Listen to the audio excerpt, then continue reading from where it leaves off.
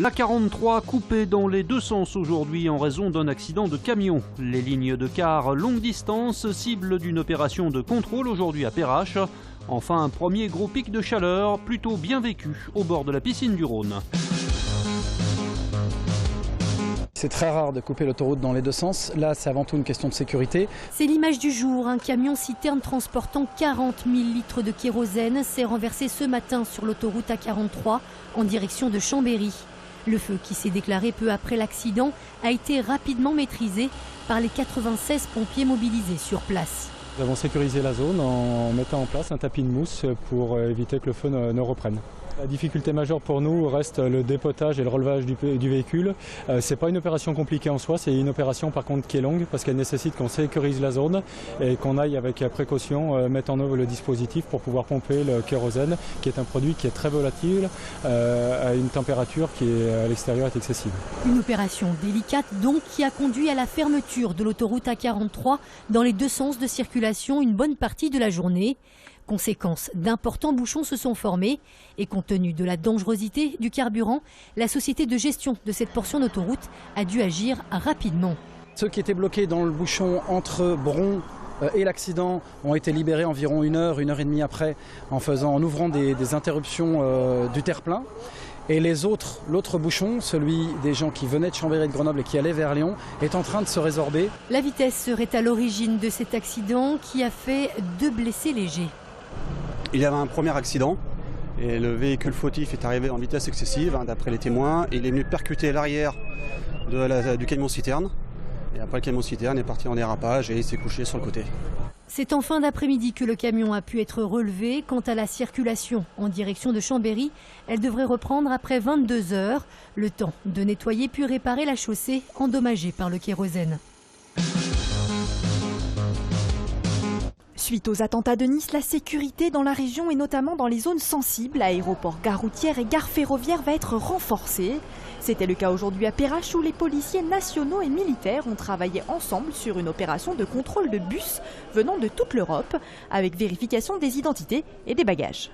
Le flux de personnes qui utilisent ces autocars qui se développe, c'est assez nouveau et mérite sans doute une attention particulière. On va être très présent et renforcé sur Saint-Exupéry.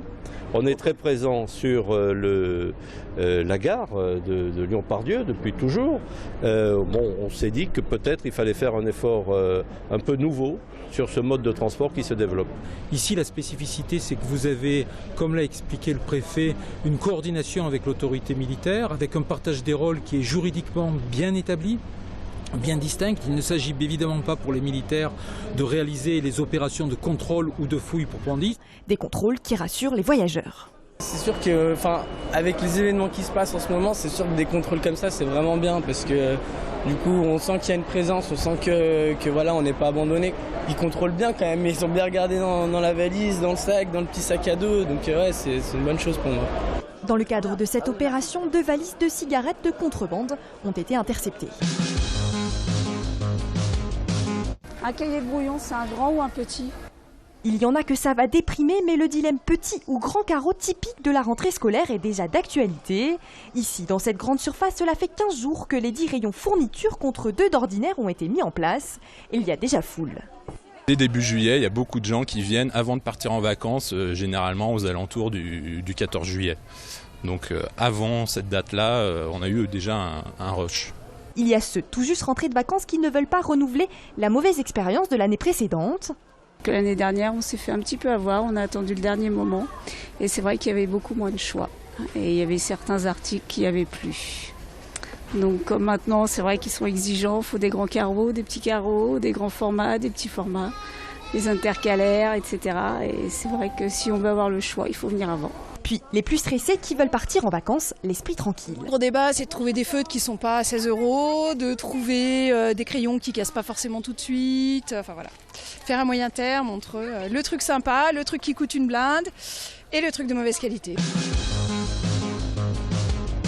Ah oui, avec 36 degrés, c'est sûr qu'il faut être ici. C'était The Place to Be aujourd'hui. Avec une eau à 29 degrés, la piscine du Rhône a fait le plein. C'est parfait quoi. Crème solaire, prendre une bouteille d'eau et puis se rafraîchir régulièrement. Voilà, faire quelques longueurs. Là, depuis l'arrivée du soleil, c'est vrai que l'on enregistre des fréquentations records là, sur le mois de juillet, donc très intéressant pour nous. Aujourd'hui, on va avoisiner, je pense, les 3000 personnes, sachant qu'un week-end, on était monté à 3600 la journée. Donc là, on peut espérer au moins être au-dessus de 3000 aujourd'hui. Contrairement à d'autres départements, le Rhône n'était pas en alerte canicule aujourd'hui, mais on a tout de même enregistré un premier gros pic de chaleur. Demain, selon Météo France, le programme reste sensiblement identique, il pourrait même faire un peu plus chaud encore, mais l'épisode ne devrait pas se prolonger davantage. Après, pour la nuit de mercredi à jeudi, passage orageux, suivi d'un léger refroidissement pour les températures maximales. Par contre, les minimales restent encore élevées aux alentours de 20 degrés pour la nuit. Pour le record du mois de juillet, c'est 39,5. Donc là, on attend pour demain des températures aux alentours de 37. Donc on est un peu en dessous des records.